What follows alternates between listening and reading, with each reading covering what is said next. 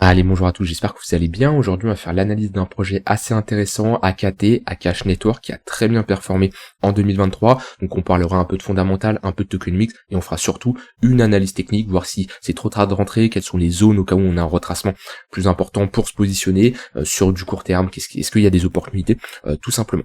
Alors, AKT, qui, en 2023, fait une année incroyable. Si on regarde d'un point de vue market cap, il passe de 20 millions à 1,2 milliard, donc excellente performance. Il est dans les bons narratifs, il est dans le narratif intelligence artificielle et dans le narratif d'Epine. Donc voilà, c'est un projet qui, grâce à ces narratifs, a bien performé. Après, ça n'empêche que c'est un projet intéressant. Globalement, c'est quoi? C'est du cloud computing décentralisé, donc en gros un espace de stockage décentralisé, ou un peu similaire à RNDR, où lui RNDR ça va être un projet d'Epine mais qui va être dans la puissance de calcul, lui il va être dans tout simplement l'espace de stockage décentralisé. Et il y a beaucoup de projets dans le d'Epine qui proposent des services qui sont déjà proposés par des entreprises mais de manière centralisée. Par exemple là, l'espace de stockage, on a Google Cloud, on a Amazon qui propose également de l'espace de stockage, mais tout ça c'est des projets qui restent assez centralisés, et on a beaucoup, comme j'ai dit, de projets qui se lancent mais de manière décentralisée et qui marchent bien, d'accord. Donc le Depine, on a vraiment une utilisation concrète dans la vie réelle mais avec quelque chose de décentralisé. C'est ce qui fait que ça fonctionne pour le moment. En tout cas, c'est un narratif qui est très bien surveillé. Il y en a qui peuvent dire que ça ne marche pas. Dans tous les cas, moi ce que je constate, c'est qu'il y a une hype dessus, et il n'y a rien de mieux que chercher à se positionner sur une hype. Alors d'un point de vue investissement, ça peut être un peu tard pour certains projets. D'un point de vue trading, on peut faire de la continuation de tendance sur des projets qui sont estimés comme forts. Si je regarde d'un point de vue tokenomics, on a une tokenomics qui est relativement correcte, 60% de l'offre qui est en circulation, on a une offre max qui est définie, d'accord, c'est-à-dire que on a un projet, on va avoir de l'émission de jetons, on va avoir bien sûr de la supply qui va être débloquée et potentiellement vendue sur le marché, mais on sait que lorsque tous les jetons seront en circulation, il n'y aura pas un jeton de plus qui pourra être créé, et ça c'est intéressant, c'est-à-dire que lorsqu'on aura 100% de l'offre en circulation ici, ça sera juste l'offre et la demande qui fera bouger le prix. Surtout la distribution des jetons que vous pouvez retrouver sur Tokenology, qui est un très bon site d'ailleurs pour regarder tout ce qui est blocage de jetons, période de déblocage, etc. Et bon, déjà la période de entre les différents acteurs où ils sont répartis les jetons est relativement correct, d'accord. On n'a pas des gros écarts avec des choses aberrantes, et si je regarde la période de déblocage, on a passé clairement la phase la plus dure. Ici 2021-2022, c'était bon, en plus on était en bear market, c'est pour ça que c'est un projet qui a pris quand même assez cher. Si je regarde moins 97% au plus bas, on a eu de forts déblocages, et depuis 2023 et là 2024, on est sur quelque chose de linéaire et avec le temps qui sera bien sûr beaucoup plus faible. Donc comme j'ai dit, c'est un projet intéressant dans dans deux narratifs très intéressants avec une bonne tokenomics. Donc ça fait que selon moi, ça reste un projet assez solide. Maintenant, d'un point de vue technique, c'est là où c'est compliqué de rentrer en position sur du long terme. C'est vrai, sur moins 50%, il pouvait y avoir une opportunité parce qu'on était quand même sur un retracement assez important. Mais voilà, moi ici, je peux pas rentrer sur ce genre de chart. Alors, c'est pas parce que je dis je peux pas rentrer que le projet ne peut pas faire ça. D'accord? J'en ai aucune idée. Par contre, moi, je ne cherche jamais à me dire ok, le projet il va aller chercher tel niveau. La première chose que je veux savoir, c'est quelle est ma zone d'entrée idéale, d'accord, et combien j'alloue de mon capital, d'accord, tout simplement. Ça, c'est les choses les plus importantes. Après, ça va être secondaire, ok, quels sont mes targets de vente, quels sont les niveaux que je vais surveiller, mais ma première chose quand je regarde une charte comme ça, c'est ok, quelles sont les zones de localisation qui sont intéressantes, d'accord. Et là, vous allez me dire, mais ok, mais si tu penses que le projet peut aller à 10$, pourquoi tu rentres ici? Parce que le risk-reward est dégueulasse, d'accord. Et c'est pas parce qu'un projet peut faire un nouveau x2, ok, que je vais rentrer en position après qu'il ait fait une performance aussi élevée, tout simplement. Donc je préfère attendre un retracement. Si je l'ai, tant mieux. Si je l'ai pas, tant pis. Et j'ai un cas concret récemment où sur Axelar, c'est un projet que j'attendais depuis des mois, si c'est bientôt des années, ok. 2023, je voulais rentrer en position, j'ai pas pu, ok. Pendant toute cette phase-là, je n'ai pas pu parce que j'avais pas de confirmation technique. On a ici un rebond en V-bottom qui est dégueulasse pour rentrer en position, c'est hyper dur de rentrer là-dessus. Le projet passe de 30 centimes à limite $3, il fait un x10, ok, et là, il y en a qui moi je peux pas rentrer là-dessus. J'ai tracé mon Fibo, ok, j'ai regardé ma zone de rechargement entre les 0,118 et 0,786, on est revenu dedans, j'ai commencé à déployer du capital sur Axelar, d'accord. Mais à ce moment-là, lorsqu'on était à 2,6$, j'en avais aucune idée si on allait retracer. Et oui, Axelar a le potentiel d'aller beaucoup plus haut, mais c'est pas pour ça que je ne dois rentrer n'importe comment. Et ben, sur AKT, c'est exactement la même chose. Et c'est pas parce que il est sur des niveaux aussi élevés qu'il ne peut pas pas retracer, d'accord? Moi, ce que je regarde ici, je trace un Fibo, je prends mon point le plus bas, qui est ici, mon point le plus haut, et la zone idéale, si on y va, c'est notre zone de rechargement long terme, ok? Est-ce qu'on va y aller? J'en ai aucune idée. Est-ce que si on y va, c'est une zone qui va m'intéresser? Oui. Et mon but, c'est pas d'anticiper la suite, c'est pas me dire ce que va faire AKT. Mon but, c'est tracer une zone de localisation qui m'intéresse, je mets une alerte, si on y va, tant mieux, si on y va pas, tant pis. Et ça se trouve, on ira dans mon Fibo plus tard. Ça se trouve, on va avoir un nouveau pump ici, puis ensuite on aura un crash plus important et on reviendra chercher cette zone-là. Et ben là, ça sera une zone qui m'intéresserait pour rentrer potentiellement en position, d'accord?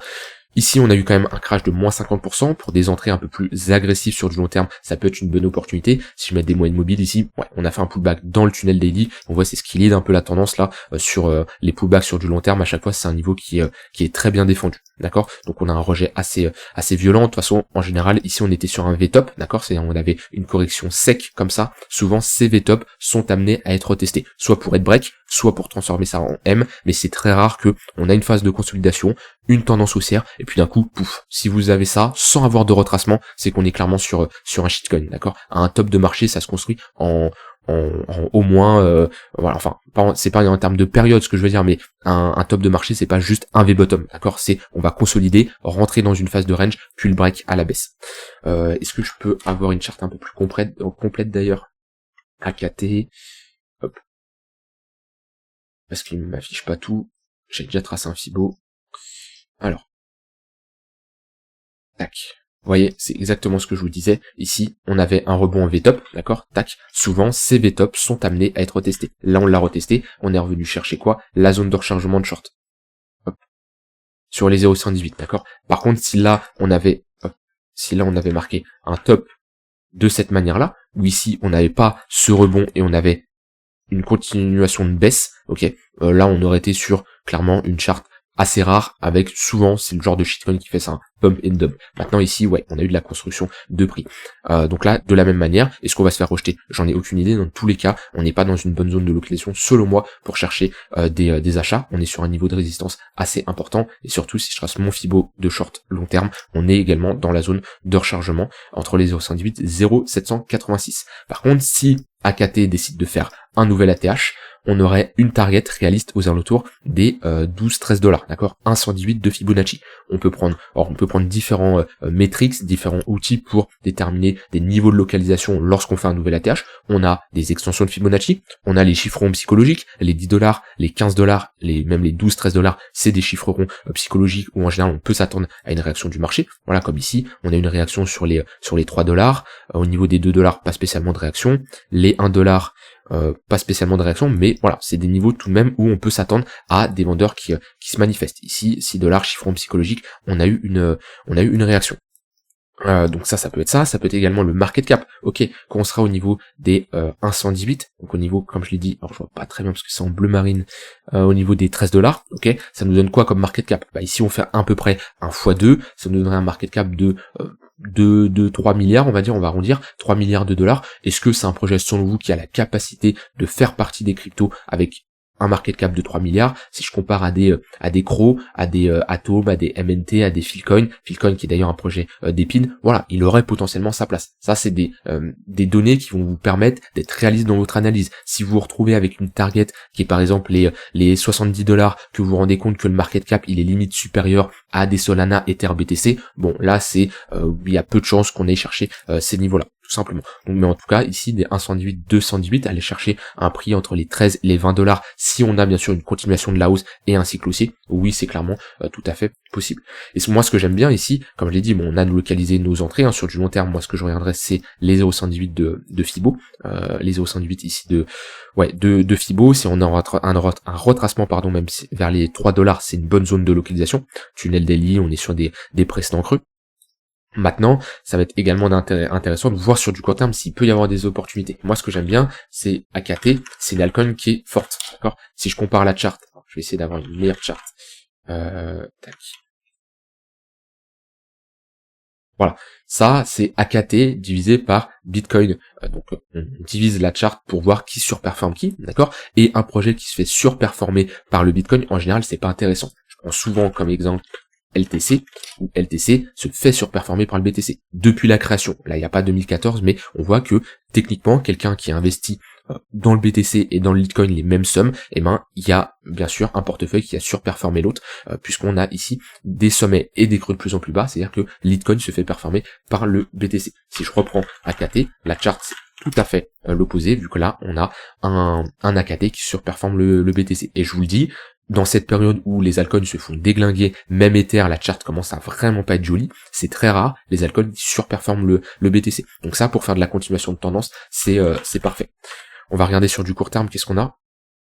Alors, si je me mets en daily, on a fait un pullback dans le tunnel daily, pattern de retournement, pullback. Alors, hop. On pourrait se dire qu'on est dans un range actuellement. On pourrait se dire qu'on est dans un range, ça veut dire que techniquement ici, on serait plutôt dans une zone où on chercherait à prendre des shorts. Ouais. On chercherait plutôt à prendre des shorts. Alors maintenant, la tendance de fond reste haussière. Donc attention, moi dans un range avec une tendance de fond haussière, je préfère me positionner sur le bas de range parce que je suis dans le sens de la tendance, d'accord? C'est compliqué de chercher des shorts quand même à contre-tendance. Maintenant, c'est possible. Je sais qu'il y en a qui fonctionnent de cette manière. Sur du court terme, c'est plutôt bullish. On a une heure qui recrosse le 4 heures à la hausse. En général, quand on a une heure qui crosse à la baisse, c'est des signaux de momentum plutôt bearish. Et pareil, quand on a une heure qui crosse à la hausse, ça fait très longtemps qu'il avait crossé à la hausse, vous voyez, tant que le 15 minutes reste au-dessus du 1 heure, le 1 heure qui reste au-dessus du 4 heures, c'est plutôt bullish, d'accord? On voit qu'on peut faire de la continuation de tendance, et les pullbacks, ok, sont des opportunités d'achat dans les moyennes mobiles, que ce soit 1 heure, 4 heures. Donc là, ce que je constate, pour le moment, on n'a pas un fort momentum non plus comme on a eu avant. Hop, si je me mets en daily, alors on n'a pas un momentum aussi fort, on a une petite divergence baissière qui n'est pas encore validée, qui est en cours, une divergence baissière potentielle. Si on break ce niveau-là, cette divergence baissière pourrait être validée. D'ailleurs, on m'a posé une question, je vais y répondre maintenant. Comment tu reconnais si une divergence haussière ou baissière est validée? Déjà, qu'est-ce qu'une divergence? C'est tout simplement une contradiction entre l'indicateur et le prix. Par exemple, je peux en noter plusieurs. On en a une ici, une petite, qui est elle validée, donc une divergence haussière, et ici on en a une baissière qui n'est pas validée. Ici on voit que sur le prix, on fait un creux plus bas que le précédent, alors que sur le momentum, on fait un creux plus haut que le précédent. On a une divergence, ce qui nous montre ici un essoufflement au niveau des vendeurs. D'accord. À partir de quand il est validé, moi ce que je veux c'est une structure sur le MACD, d'accord, donc que ça soit RSI, MACD ou autre, là j'ai une structure en W, elle est validée au moment où j'ai ma structure qui est validée. Ici j'ai un sommet plus haut, plus bas, plus haut que le précédent, je prends les clôtures. Hop, important, pour les divergences, je prends les clôtures, et ici, on se rend compte que notre divergence n'est pas validée. Pourquoi? Parce que pour qu'elle soit validée, ma structure de M, ici, donc faudrait qu'on passe sous ce niveau-là. Pourquoi? Parce que tant qu'on ne passe pas sous ce niveau-là, on n'est que sur une divergence baissière potentielle, puisque si on fait ça, et si on fait ça, la divergence est invalidée. D'accord? Donc c'est important d'avoir cette confirmation. Maintenant, ça m'arrive, en fonction de certains cas, d'être beaucoup plus agressif et de rentrer juste parce que j'ai une divergence, alors, je prends pas que ça dans le contexte de mon entrée en position, mais dans certains cas, si j'ai juste une divergence haussière potentielle, ou baissière, potentiel également, je rentre en position. Donc on n'a pas un fort momentum pour le moment, on n'a pas des moyennes mobiles hautement verticales comme on a eu ici. Là, une heure qui est bien orientée à la hausse. Dites-vous, c'est aussi l'ampleur de la verticalité du tunnel. Plus il sera orienté à la hausse, plus on aura un momentum qui est fort. D'accord? Quand il commence à être plat, on est dans un range. Et ici, voilà, on a un tunnel qui est orienté à la hausse, mais on n'a pas un fort momentum non plus. Divergence haussière également validée sur du 4 heures. Techniquement, les zones intéressantes, là, si je regarde sur du court terme, pareil, on peut partir du principe qu'on est dans un range si on se fait rejeter ici sur ce haut niveau.